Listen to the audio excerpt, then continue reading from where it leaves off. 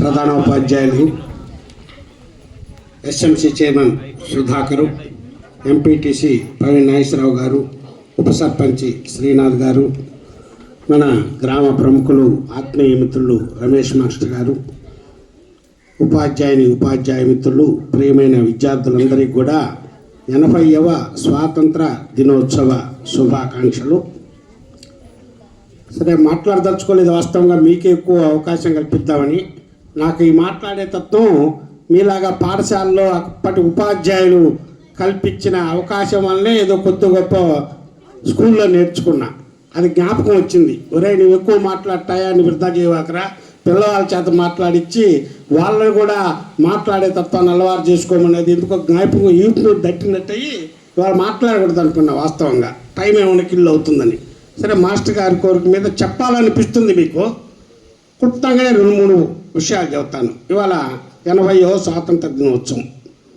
సరే, మన ముందు మాస్టర్లు గారు అందరూ చెప్పారు.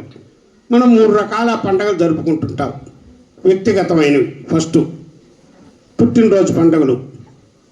100 దగ్గర నుంచి లక్షల దాకా ఖర్చు పెట్టి చేసుకుంటున్నాం మనం కళ్యాణ మండపంలో బ్రహ్మాండంగా. ఇప్పుడు అందరూ చేసుకుంటారు. అవి ఎవరి కుటుంబంలో వ్యక్తిగతంగా వాళ్ళు చేసుకుంటుంటారు. అట్నే వివాహ జరిగిన రోజులు, పెళ్లి రోజులు చేసుకుంటుంటాం వ్యక్తిగతంగా. అవి వ్యక్తిగతమైన ఫెస్టివల్స్, పండుగలు. రెండోది మతపరమైనవి. సహజంగా అత్యధిక జనాభా వాసులు హిందూ మతస్థులు కాబట్టి హిందూ పండుగలు వినాయక చవితి, రేపు రాబోతుంది వినాయక చవితి, దసరాలు, దీపావళి, శ్రీరామనవమి, ఉగాది, ఇలాంటి హిందువుల పండుగలన్నీ హిందువులు జరుపుకుంటారు. ముస్లిం సోదరులంతా రంజాను, బక్రీదు ఇలాంటి పండుగలు వాళ్ళు జరుపుకుంటారు.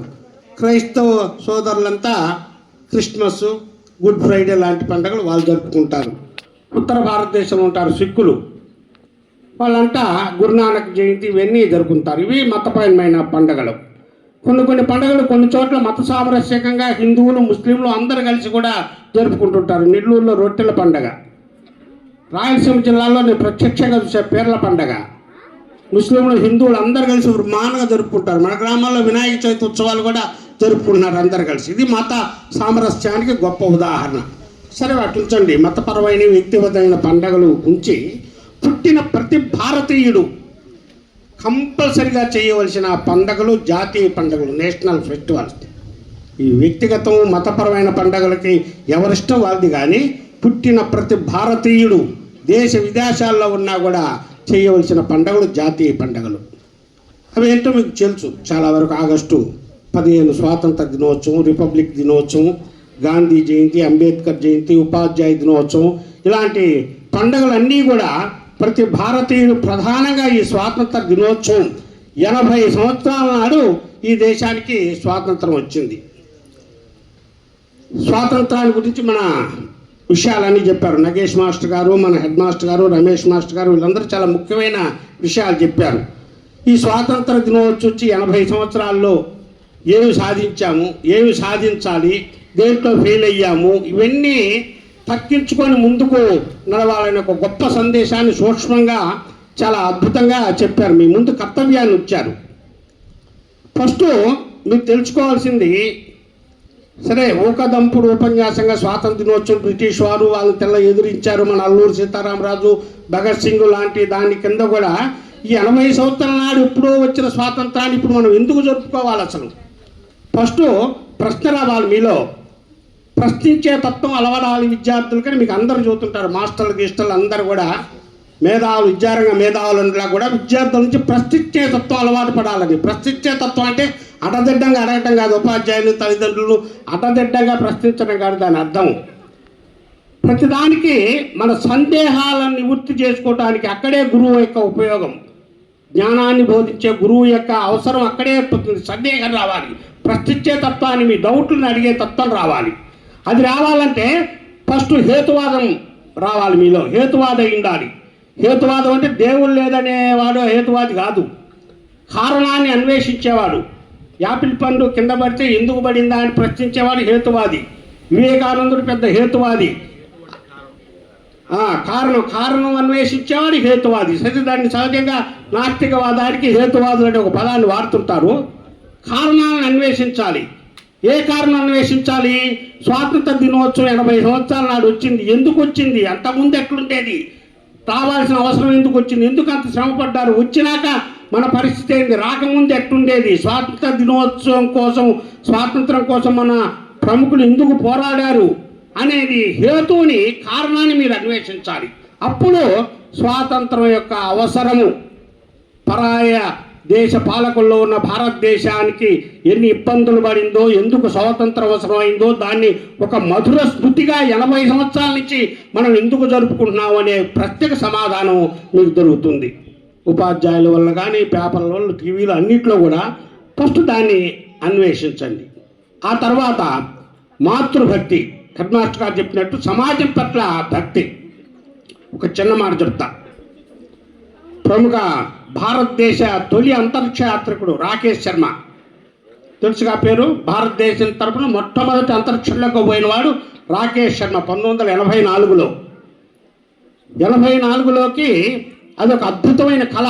ఇప్పుడు కంటే అప్పుడు ఇంకా, ఇప్పుడు తర్వాత చాలా సాధ్యపడ్డాయి. అప్పుడు ఒక అద్భుతమైన కళ భారతీయులు స్వతంత్రంగా అంతరిక్షంలోకి పోవడం అనేది. సరే, అనేక సంవత్సరాలు ప్లాన్ చేసుకుని కోట్లు ఖర్చు పెట్టి అంతరిక్షంలోకి రాకేష్ శర్మను పంపించాడు. అదొక అద్భుతమైన కళ. అప్పటి వరకు ఈ టెక్నాలజీ లేవు, ఈ నెట్లు. ఈరోజు మనం యూట్యూబ్లో వీటిల్లో మన అంతరిక్షంలో భూగోళం ఎట్లుండేది అనేది అన్నీ చూస్తున్నాం మనం. సూర్యగ్రహం ఎట్టుంది, చంద్రగ్రహం ఎట్టుంది, పైనుంచి మన భూమి ఎట్ట కనపడుతున్నది, అన్నీ ఈరోజు బ్రహ్మాండంగా కనపడుతున్నాయి. కానీ ఆ రోజుల్లో లేని రోజుల్లో మన భూమి బయట దగ్గర నుంచి చూస్తే మన భూమి ఎట్లుంటుంది అనేది ఎవరు చూడలా. మన భారతీయుల్లో మొట్టమొదటిగా రాకేష్ శర్మ చూశాడు.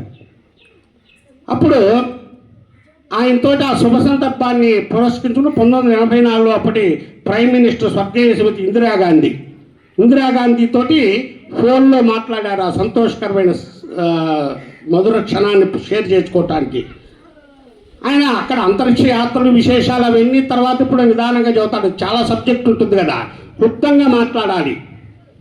ఇందిరాగాంధీ అడిగింది ఆయన్ని, రాకేష్ ఎట్లుంది ఇండియా, అంతరిక్ష నుంచి ఇండియా ఎట్లుందన్నాడు. ఆయన చెప్పిన మాట ఏందో తెలుసా?